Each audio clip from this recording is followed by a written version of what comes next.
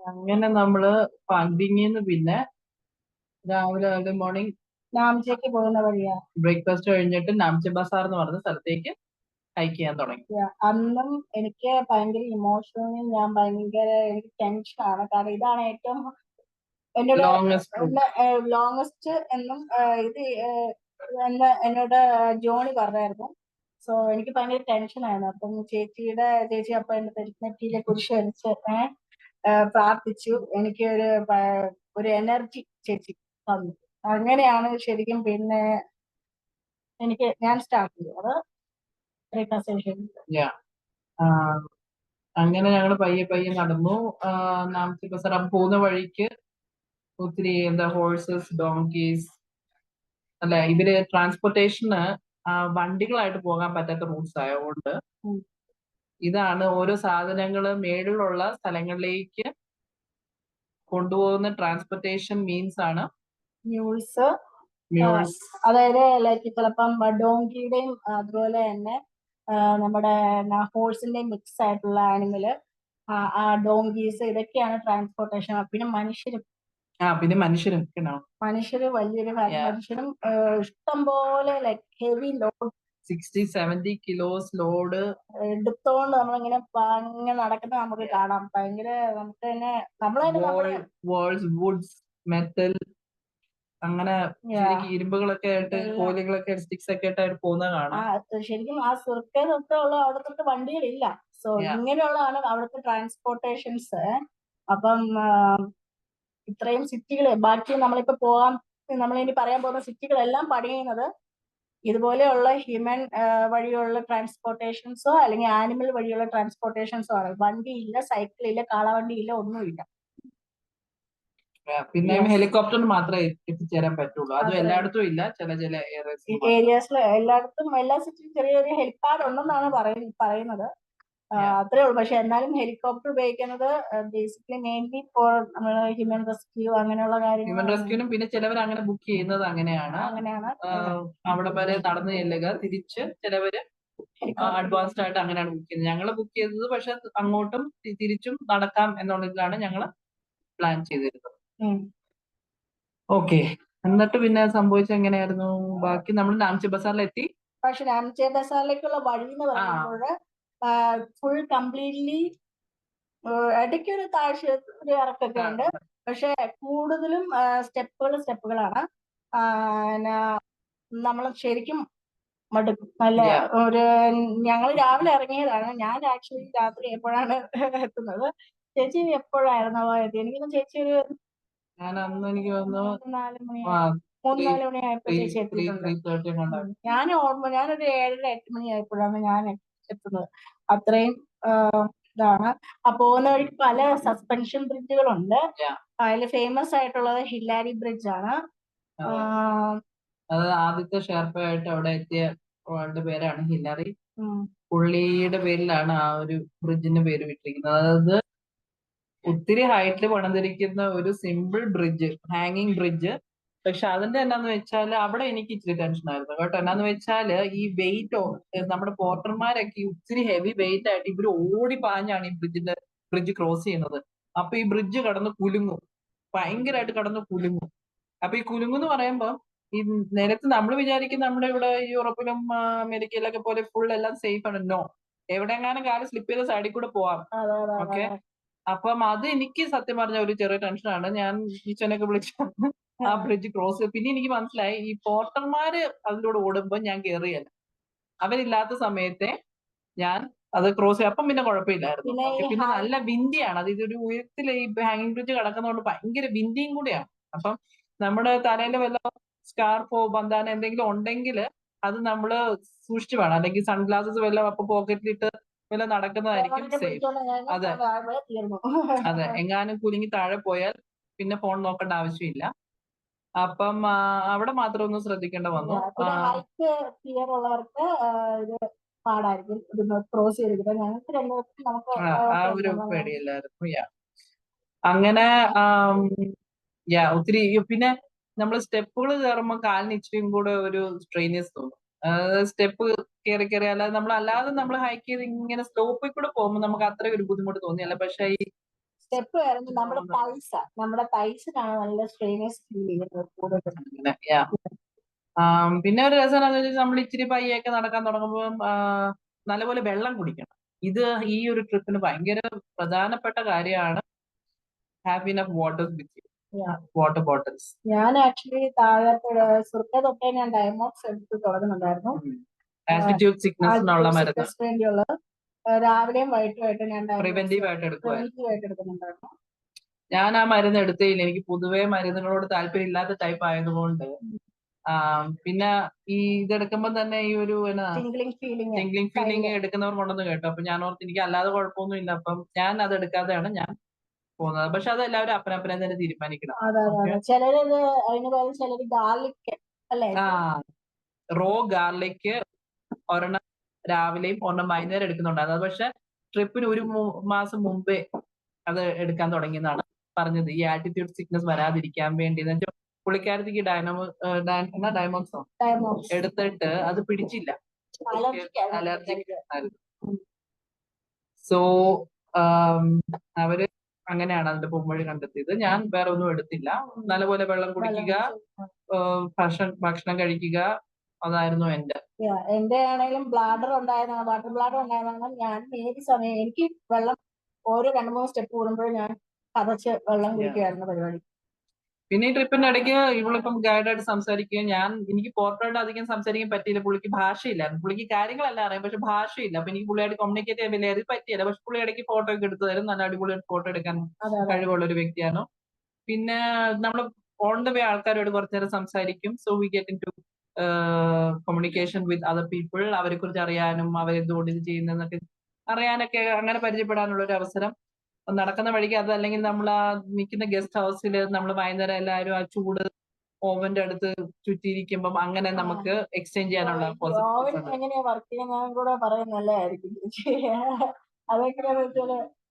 അത് അവർ ഹീറ്റ് ചെയ്യുന്നത് ചൂടുവെള്ളം അല്ല, വെള്ളം ഒരു വലിയ ഒരു ക്യാൻ്റെ അകത്ത് 2 ക്യാൻ്റെ.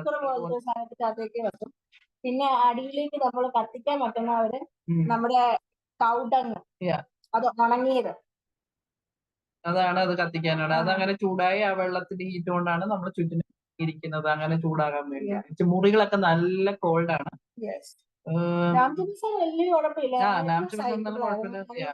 അങ്ങനെ ആയത് വ്യൂ പക്ഷെ വലിയ വ്യൂ നമുക്ക് രാവിലെ കിട്ടും. വ്യൂ ക്ലൗഡി ആണെങ്കിൽ കിട്ടിയല്ല, ക്ലൗഡി അല്ലെങ്കിൽ അടിപൊളി വ്യൂ ആണ്. നാംസി ബസാർ എന്ന് പറഞ്ഞ സ്ഥലം കാണാൻ തന്നെ നല്ല രസമായിരുന്നു. അതൊരു വലിയ സിറ്റി തന്നെയാണ്, പറയാതിരിക്കാൻ പറ്റില്ല. അവിടെ ഞങ്ങൾക്ക് ഞാൻ അവിടെ ചെന്നപ്പോ തന്നെ ആക്ച്വലി ഞാൻ ഭയങ്കര ഇമോഷണൽ ആയി. ഞാൻ എല്ലാ സ്ഥലത്തും എത്തുമ്പോഴും ഞാൻ കഴിഞ്ഞ എത്തിയല്ലോ എന്നുള്ള സന്തോഷം അങ്ങനെയുള്ള കരച്ചിലാട്ടോ. നമ്മൾ ഇത്രയും മനുഷ്യരുണ്ടാക്കി വെച്ചിട്ട് ഒരു വാട്ടർ ഫൗണ്ടൻ അല്ലേ, ഇങ്ങനെ ഒഴുകി വരുന്ന വാട്ടർ ഫൗണ്ടൻ, ഫുട്ബോൾ ഗ്രൗണ്ട് അല്ലെ, വോളിബോൾ ഗ്രൗണ്ട്, സിനിമാ തിയേറ്റർ ഇല്ല, പക്ഷെ അവിടെ പിന്നെ നടക്കാനും പിന്നെ കോഫി ഹൗസസ് ഉണ്ട്. അവിടെ ഞങ്ങൾക്ക് ഒരു ദിവസം എക്സ്ട്രാ ഉണ്ടായിരുന്നു, അക്ലിമറ്റൈസേഷൻ ഡേ. അപ്പൊ ഞങ്ങൾക്ക് തന്നെ അതായത് ഞങ്ങൾ എത്തി പിറ്റേ ദിവസം ഞങ്ങള് അവിടെ ഒരു പനോരാമ ഹോട്ടൽ എന്ന് പറഞ്ഞൊരു ഹോട്ടൽ ഉണ്ട്, അല്ലെങ്കിൽ എവറസ്റ്റ് ഹോട്ടൽ. ഞങ്ങൾ എവറസ്റ്റ് ഹോട്ടലിൽ ഞങ്ങളുടെ അവിടെ വരെ പോയില്ല. അതായത് അത് സിമിലർ ഹൈറ്റിലാണ്. ഞങ്ങൾ പനോരാമ ഹോട്ടൽ വരെ ഇവിടെ നടന്നത്.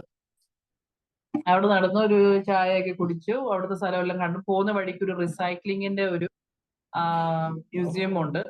അവരെങ്ങനെയാണ് റീസൈക്കിൾ ചെയ്യുന്നത്. അപ്പൊ നമുക്ക് ഓൺ ദ വേ അല്ല, നമുക്ക് തിരിച്ചു വരുന്ന വഴിക്ക് നമുക്കും ഒരു ബാഗ് 1 or 2 kg ഒരു ബാഗ് നമുക്കും എടുക്കാം. ഈ പോകുന്ന വഴിക്ക് കാണുന്ന വേസ്റ്റ് എല്ലാം നമുക്ക് കളക്ട് ചെയ്യാം. പ്ലാസ്റ്റിക് വേസ്റ്റും ഈ സ്നിക്കേഴ്സിന്റെ പാക്കേജ്, ടിന്നുകൾ, ആൾക്കാർ കൊണ്ടുപോകുന്ന പ്ലാസ്റ്റിക് ബോട്ടിൽസ്, വാട്ടർ ബോട്ടിൽസ്, ചിലവരൊക്കെ അത് വഴിയിലെറിഞ്ഞ് അത് നമുക്ക് കളക്ട് ചെയ്യാനുള്ള അത് അവര് ആ ഒരു സംരംഭം റെഡിയാക്കിയിട്ടുണ്ട്. പക്ഷെ അത് അവര് on the way to Everest base camp അവരത് സജസ്റ്റ് ചെയ്യല്ല. അവര് പറയുന്നത് തിരിച്ചു വരുന്ന വഴി വെച്ചാൽ, അല്ലെങ്കിൽ നമ്മളത് വെയിറ്റ് കൂടുതൽ കൊണ്ടുപോകല്ല, മേളിൽ പോകും തോറും നമുക്ക് സ്ട്രെയിൻ ആണ്. അതുകൊണ്ട് അവർ തിരിച്ചു വരുന്ന വഴി അതാണ് അത് സജസ്റ്റ് ചെയ്യുന്നത്.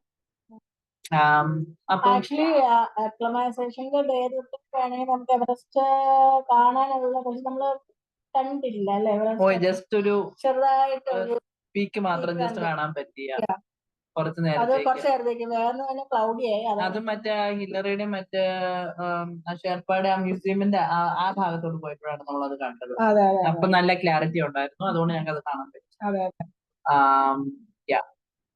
അക്ലിമറ്റൈസേഷൻ ഡേ അവിടെ ഞങ്ങൾ പരിചയപ്പെട്ട ജർമ്മൻകാരും ഞങ്ങളുടെ കൂട്ടത്തിലുണ്ടായിരുന്നു. ഞങ്ങൾ ഒരുമിച്ച് കോഫി ഹൗസിലൊക്കെ പോയി, പിന്നെ അവിടുത്തെ ഷോപ്പുകളൊക്കെ കാണും. പിന്നെ അത്യാവശ്യം അന്ന് ഏതാണ്ടൊക്കെ മേടിക്കുക, സുവനിയർ ഒക്കെ വേണമെങ്കിൽ മേടിക്കാം. നമ്മുടെ ലിപ്സ് നന്നായിട്ട് ഡ്രൈ ആയിട്ടുണ്ടായിരുന്നു. ലിപ് ബാം ഭയങ്കര ഇമ്പോർട്ടന്റ് ആണ്, വളരെ ഇമ്പോർട്ടന്റ് ആണ്. ചുണ്ട് പൊട്ടാതിരിക്കാൻ.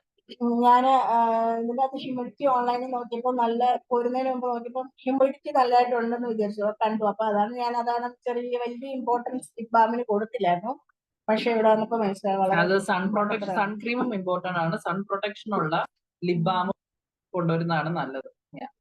പിന്നെ ചിലവര് മൗത്ത് നോസ് കവർ ചെയ്യും. ഇവിടെ നല്ല പൊല്യൂഷൻ ഉണ്ട്. ഓക്കെ, അല്ലെങ്കിൽ ഈ കുതിരകളൊക്കെ മേളിലോട്ട് താഴോട്ടൊക്കെ പോകുമ്പോൾ നല്ലപോലെ പൊടി തട്ടും. അപ്പം അത് നമുക്ക് ഒരു ബുദ്ധിമുട്ട് തോന്നും. അപ്പൊ ഒത്തിരി പേര് അല്ലെങ്കിൽ മാസ്ക് കൊണ്ട് നടക്കും. എനിക്ക് പക്ഷേ ഈ മാസ്ക് വെക്കുമ്പോൾ എനിക്ക് ശ്വസിക്കാൻ ബുദ്ധിമുട്ടായിരുന്നു, അതുകൊണ്ട് ഞാൻ അത് ചെയ്തില്ല. But I was covering my head എപ്പോഴും കവർ ചെയ്യുന്നതാണ് നല്ലത്. സൺ പ്രൊട്ടക്ഷൻ മാത്രമല്ല, അതല്ല അല്ലെങ്കിൽ തണുക്കാതിരിക്കാനും നല്ലതാണ്. അങ്ങനെ. പക്ഷെ നമ്മൾ ആദ്യമേ നമ്മള് ഫുൾ ലെയർ ജാക്കറ്റും കാര്യങ്ങളും എല്ലാം ഇട്ടുകൊണ്ട് പോയാലും നടക്കുമ്പോ നമ്മള് ഇതെല്ലാം നമ്മൾ ഊരും കേട്ടോ. ഊരും ഇടും. ക്ലൈമറ്റ് അതുപോലെയാണ് മാറിക്കൊണ്ടിരിക്കുന്നത്. ഞാൻ ഒരു മിനിമം 3 layers മേലോട്ട് പോകുന്നതനുസരിച്ച് ഇനി ഞാൻ 4 layers ആക്കിയായിരുന്നു. ചിലപ്പോ യൂഷ്വലി ഉച്ച കഴിയുമ്പോ തൊട്ടാണ് നമുക്ക് തണുപ്പ് തുടങ്ങുന്നത് അല്ലേ? അതെ വൈകുന്നേരം ചൂടും, അതെ രാവിലെ ചൂടാണെങ്കിലും അതെ ഡിപ്പെൻസ്. അങ്ങനെ നാംചി ബസാറിൽ ഒരു ദിവസം അങ്ങനെ തങ്ങി. ഞങ്ങൾ ഓഫീസിലൊക്കെ പോയി. പിന്നെ അവിടുത്തെ ഡിന്നറും ആൾക്കാരെ വേറെ പരിചയപ്പെടും എല്ലാം ചെയ്ത് കഴിഞ്ഞിട്ട് പിറ്റേ ദിവസം രാവിലെ ബ്രേക്ക്ഫാസ്റ്റ്, അതായത് 2 nights ഇൻ നാംചി ബസാർ. അവിടെ നിന്ന് ഞങ്ങൾ പിന്നെ പോയത് ടെങ്ബോച്ചെ എന്ന് പറഞ്ഞ സ്ഥലത്ത് ഒരു മോണാസ്ട്രി ഉണ്ട്, ബുദ്ധിസ്റ്റ് മോങ്സിന്റെ ഒരു മോണാസ്ട്രി. ആ പോകുന്ന വഴി എന്ന് പറയുന്നത് ബ്യൂട്ടിഫുൾ ആയിരുന്നു. ഓരോ വളവിലും നമുക്ക് മലകള്, എവറസ്റ്റ്, മൗണ്ട് ലിപ്സ്, അങ്ങനെ പല ഇങ്ങനെയുള്ള മലകളെല്ലാം തന്നെ കാണാം. രാവിലെ നല്ല വ്യൂ ആയിരുന്നു. അതിന്റെ ഇതെല്ലാം മൂടിയ അങ്ങനെയായിരുന്നു. പക്ഷെ നല്ല വ്യൂ ഉള്ള ഒരു വഴി തന്നെയാണ്. സസ്പെൻഷൻ ബ്രിഡ്ജ് ചിലയിടത്തുണ്ട്. ലഞ്ചിനുള്ള പോസിബിലിറ്റീസ് വീണ്ടും ഉണ്ടായിരുന്നു. ചിലയിടത്തൊക്കെ നമുക്ക് അവിടെ തന്നെ മൊബൈലും ചാർജ് ചെയ്യാൻ പറ്റും. ചിലയിടത്ത് വൈഫൈ കണക്ഷൻ ആയിട്ട്. ഈ ടെങ്ബോച്ചയില് എത്തിക്കഴിയുമ്പം പിന്നെ നമ്മൾ തന്നെ ഒരു ആ മോണാസ്ട്രി വേണമെങ്കിൽ നമുക്ക് പോയി കാണാം. അപ്പം 300 നേപ്പാൾ റുപ്പീസ് കൊടുത്താൽ നമുക്ക് അകത്തോട്ട് പ്രവേശിക്കാൻ പറ്റും. അപ്പം അന്ന് ഞാൻ എത്തിയപ്പം 2 o'clock ആയി, 2 PM. അപ്പൊ 3:30 അവിടെ ഒരു സെലിബ്രേഷൻ ഉണ്ടെന്ന് പറഞ്ഞു, അതായത് അവരുടെ പ്രെയർ. അപ്പൊ അവിടെ 2 മോണാസ്ട്രീസ് ഉണ്ട് അതിന്റെ അകത്ത്. അതായത് പ്രായമുള്ളവർക്കും പിന്നെ അവിടെ കുട്ടികളും ഉണ്ട്. അതായത് അത് സ്പിരിച്വൽ റീസൺ മാത്രം കൊണ്ടല്ല, ഈ സാമ്പത്തിക ശേഷി ഇല്ലാത്ത കുടുംബങ്ങളൊക്കെ പിള്ളേരെ അവർക്ക് അവിടെ ആകുമ്പോൾ നല്ല പഠിപ്പും ഫുഡും വസ്ത്രവും എല്ലാം കിട്ടും. ഒരു നല്ലൊരു പഠനശാല പോലെയാണ്. സോ കുഞ്ഞു പിള്ളേർ, അതായത് ഏറ്റവും ഇളയ എനിക്കൊന്ന് ഞാൻ കണ്ടത് അപ്രോക്സിമേറ്റ്ലി എനിക്കൊന്ന് 5 or 6 years അത്രേ ഉള്ളൂ. അപ്പം രണ്ടിടത്ത് നമുക്ക് അകത്ത് പോയി ഇത് കാണാൻ പറ്റും. മോണസ്ട്രിയുടെ അകത്ത് പക്ഷെ ഫോട്ടോ എടുക്കാൻ അനുവാദമില്ല. യങ്സ്റ്റേഴ്സ് ഇരുന്ന ആ ഒരു മോണസ്ട്രിയില് അവിടെ നമ്മൾ ഇച്ചിരി ഒരു ഡൊണേഷൻ കൊടുത്താൽ നമുക്ക് ഫോട്ടോയും വീഡിയോ എടുക്കാൻ അനുവാദമുണ്ട്. പക്ഷെ മറ്റേ മോണസ്ട്രിയില് സ്ട്രിക്ട്ലി ഫോർബിഡൻ. അവിടെ കാമൻ ക്വയറ്റായിട്ട് ഇരിക്കണമെന്നേ ഉള്ളൂ. അപ്പൊ അതിനെ പക്ഷെ നല്ല തണുപ്പായിരുന്നു. അപ്പൊ ഷൂ ഊരി നമുക്ക് ഈ മോണസ്ട്രി പ്രവേശിക്കാം, അവരുടെ പ്രേയേഴ്സിൽ പങ്കെടുക്കാം, ഏത് നിമിഷം വേണമെങ്കിൽ പുറത്തിറങ്ങും. ഓക്കെ, അപ്പം അതൊക്കെ ചെയ്തു. അതെല്ലാം കണ്ടു കഴിഞ്ഞിട്ട് പിന്നെ ടെങ്ബോച്ചെ എന്ന് പറഞ്ഞ സ്ഥലമാണ്. ടെങ്ബോച്ചെന്ന് കടന്ന സ്ഥലം ഡെയ്ബൂച്ചെ എന്ന് പറഞ്ഞ സ്ഥലത്താണ് ഞങ്ങളുടെ ഗസ്റ്റ് ഹൗസ്. അവിടെയായിരുന്നു. പോകുന്ന വഴിക്കെല്ലാം നമുക്ക് മറ്റേ ഫ്ലവേഴ്സ് ട്രീസ് കാണാം. ഫ്ലവേഴ്സ് വന്നു തുടങ്ങിയില്ലായിരുന്നു. ഇടയ്ക്ക് ഫ്ലവേഴ്സിനെ കാണും. പക്ഷെ അത് കംപ്ലീറ്റ്ലി പൂത്തിട്ടില്ലായിരുന്നു അവിടെ അത് ആ പക്ഷെ ഭാഗത്തെല്ലാം നമ്മള് എവിടെ രാമച്ചപ്പിന്ന് പോയ സ്ഥലങ്ങളിൽ ഒത്തിരി ഉണ്ട്. പക്ഷെ ഇടയ്ക്കുണ്ടായിരുന്നു. മേലോട്ട് ഇടയ്ക്ക് പോകുന്നോറും പോകുന്തോറും കുറയും. അതിന്റെ ഇത് കുറച്ച് കുറഞ്ഞിട്ട്. തണുപ്പ് കൂടും. പക്ഷെ അതിന്റെ മരങ്ങൾ ഇഷ്ടം പോലെ ഉണ്ടായിരുന്നു പോകുന്ന വഴിക്ക്. പിന്നെ ഞാൻ ആക്ച്വലി ഈ മൊണാസ്ട്രിയുടെ ഭാഗം എത്തിയപ്പോ തന്നെ ഞാൻ ഒരു 5:30-6 മണിയായിരുന്നു. ഞാൻ എത്തി വന്നപ്പോ തന്നെ ഇരുട്ടായിരുന്നു. പിന്നെ പോരുന്ന വഴിക്ക് എനിക്ക് ആക്ച്വലി അവിടുത്തെ ആ കുഞ്ഞ് ഡിയർ പോലത്തെ, ഡിയർ അല്ല ആക്ച്വലി അതിന് പേരുണ്ടായിരുന്നു, ഞാൻ പേര് ഞാനിപ്പോ മറന്നുപോയി. ഡിയർ പോലത്തെ ഒരു ആനിമലിനെ, അവിടുത്തെ ഒരു ആനിമലിനെ ഞാൻ കണ്ടു. അങ്ങനെ അവിടെയും ഡിന്നറും എല്ലാം കഴിഞ്ഞു. അവിടെ ചെന്നപ്പോഴും നല്ല തണുപ്പായിരുന്നു. അന്ന് എനിക്ക് നല്ല ക്ഷീണമായിരുന്നു. കഴിഞ്ഞിട്ട് ഞാൻ ജസ്റ്റ് ഒന്ന് ചേച്ചി ഉറങ്ങിയായിരുന്നു. അവര് പക്ഷെ പറയും don't have A nap during the day. എന്നാന്ന് വെച്ചാൽ രാത്രി പിന്നെ ഉറങ്ങാൻ ബുദ്ധിമുട്ട് വരും. ഈ ഹൈറ്റ് കൂടും തോറും ഓക്സിജൻ ലെവൽ കുറയും. അതിനനുസരിച്ച് നമുക്ക് ത്രൂ ഔട്ട് സ്ലീപ്പ് കിട്ടിയ ഓക്കെ. അപ്പം അതുകൊണ്ട് അവർ പറയും മാക്സിമം ഇട ദിവസം നാപ്പ് എടുക്കരുത്. ബട്ട് അത് ഇച്ചിരി ഒരു സ്ട്രെയിനസ് ആയിട്ടുള്ള ഒരു ദിവസമായിരുന്നു. ഒത്തിരി താഴോട്ട് ഇറങ്ങി പോകും, പിന്നെ ആ വഴി മൊത്തം മേളിലോട്ട് പോകണം.